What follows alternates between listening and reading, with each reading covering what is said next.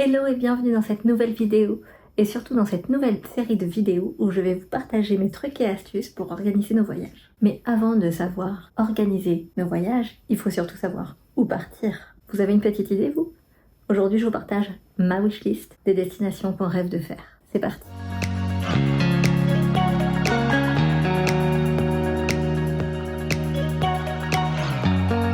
Alors cette wishlist que je vais vous partager, d'abord elle est non exhaustive. Ensuite, on ne fera pas forcément dans cet ordre indiqué. C'est vraiment une liste de rêves. C'est pas forcément la liste des voyages qu'on va faire cette année.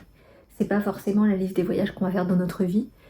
Il est possible qu'on fasse tout ceci, comme pas du tout, comme il est probable qu'on en fasse d'autres qui n'étaient pas prévus. En tout cas, aujourd'hui, je vous donne ce qui nous inspire.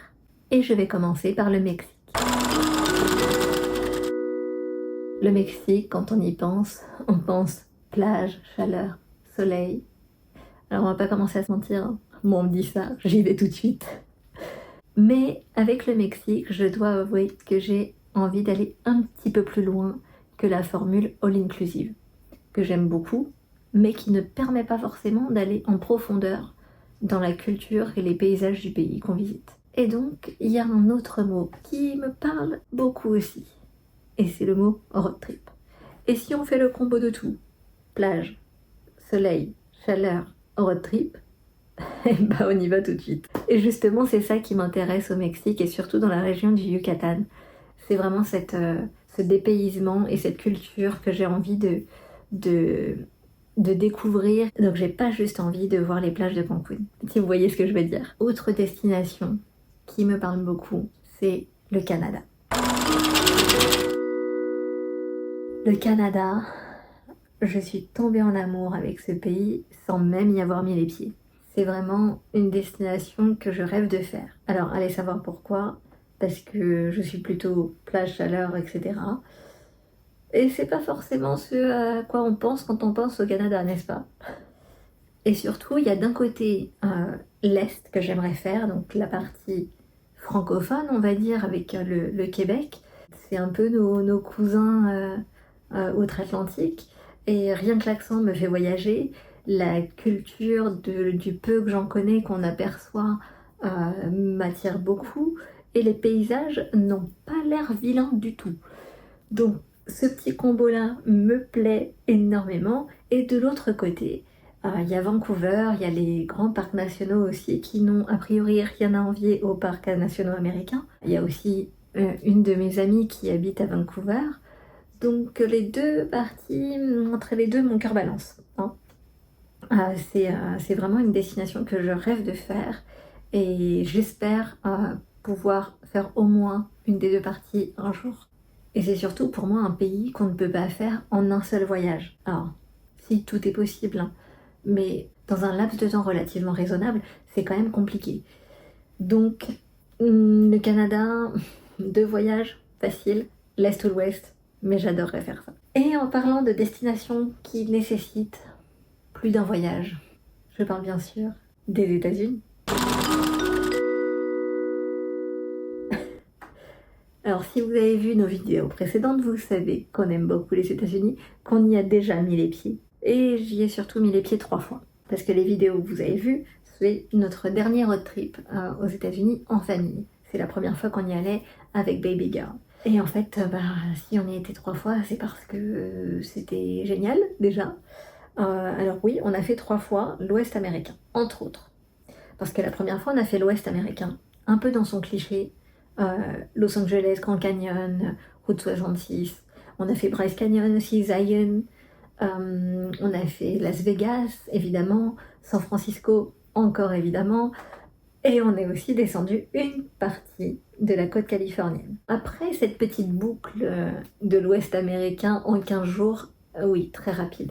Je recommande pas en 15 jours. Hein. Dans le même voyage, et ce voyage était de la pure folie, on a pris l'avion en interne et on a été jusqu'à Miami. On a fait Miami, qu'on n'a pas spécialement adoré, mais ça c'est un point de vue. Et de là, on a fait une croisière dans les Bahamas et Caraïbes, donc avec les Keys. On est remonté sur Washington DC, la capitale américaine, et enfin on a terminé en beauté par New York.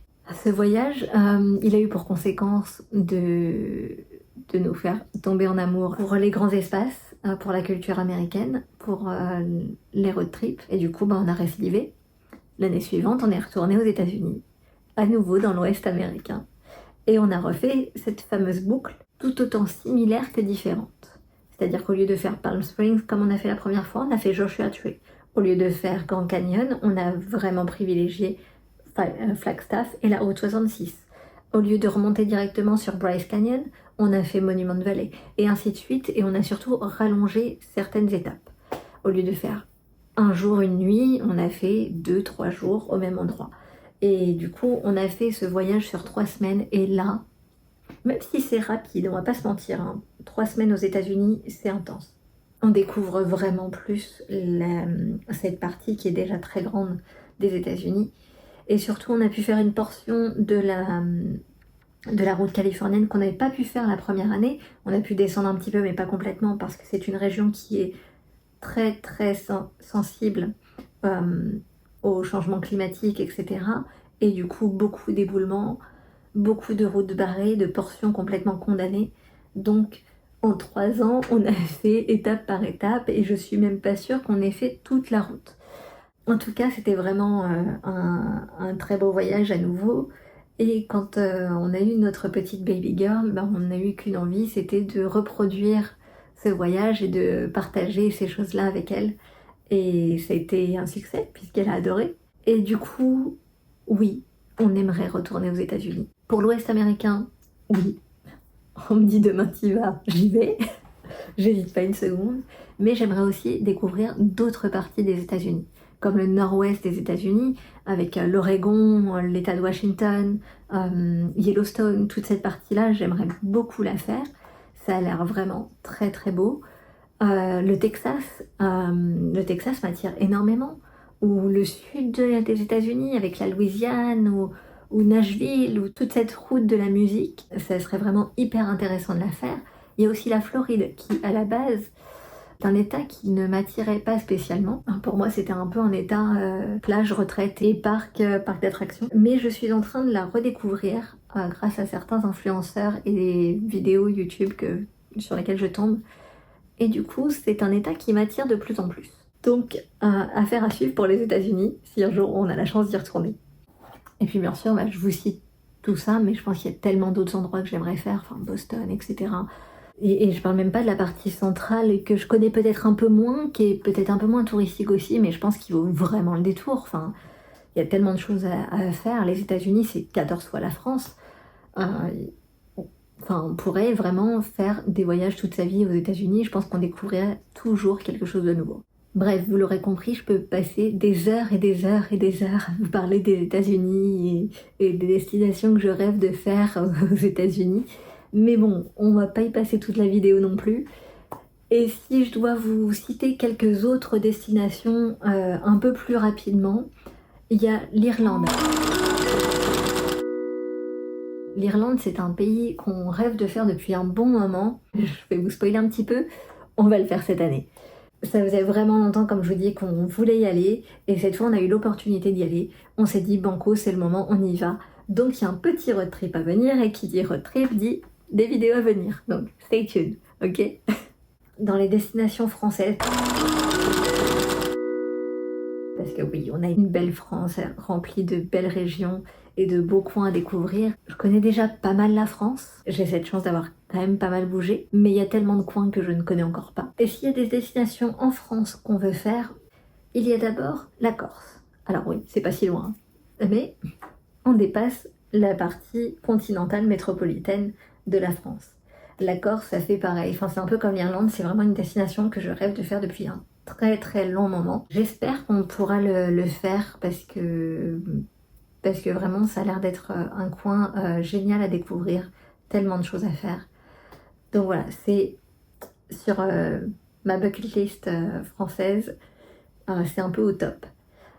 Une autre destination un peu plus loin, un petit peu, c'est la Guadeloupe. Et pour le coup, j'ai fait plusieurs fois, j'ai eu cette chance de faire plusieurs fois les Caraïbes. J'ai déjà fait 2 fois la Guadeloupe. Oui, la fille, elle récidive plusieurs fois sur les mêmes destinations, je sais. J'ai fait 2 fois la République dominicaine. J'ai eu cette chance de découvrir Saint-Barthélemy. Saint-Barthélemy, qui est un petit joyau sur la mer des Caraïbes, et j'en ai un souvenir mais mémorable. Et la Guadeloupe, en fait, bah oui, j'y étais 2 fois, mais j'y étais 2 fois quand j'étais adolescente. Et donc, ma petite famille ne connaît pas cet endroit. Et j'aimerais beaucoup qu'on y aille ensemble. Et vraiment, c'est une île qui est une archipel même, qui est très très riche en culture, en paysages de fou, et voilà. Et enfin, la dernière, mais peut-être celle qui me fait le plus rêver, la Polynésie française. Je rêve d'aller tellement au-delà des clichés de ces destinations un peu on chill, on reste sur la plage et c'est tout. C'est des endroits qui ont tellement plus à offrir et j'ai envie de découvrir ça, mais vraiment c'est la destination. Si je dois classer les destinations par ordre de rêve utopique, ouais, la Polynésie française. Après, il y a beaucoup d'autres destinations que je pourrais citer. Il y a les Canaries, les Baléares. J'aimerais bien faire la Laponie, le pays du Père Noël, voyons. L'Écosse, j'en oublie. Mais de toute façon, ce qu'il faut retenir, c'est que je suis amoureuse des voyages. Mon mari aussi. Et ma fille aussi. Juste pour information, elle a fait sa valise. On n'a pas prévu de partir demain.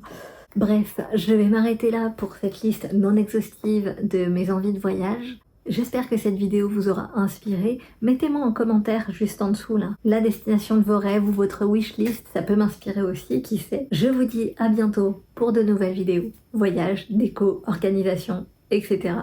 Que sais-je. En tout cas, si ça vous a plu, vous savez ce qu'il faut faire. On like, on commente, on partage, on s'abonne. Allez, see you in the next one.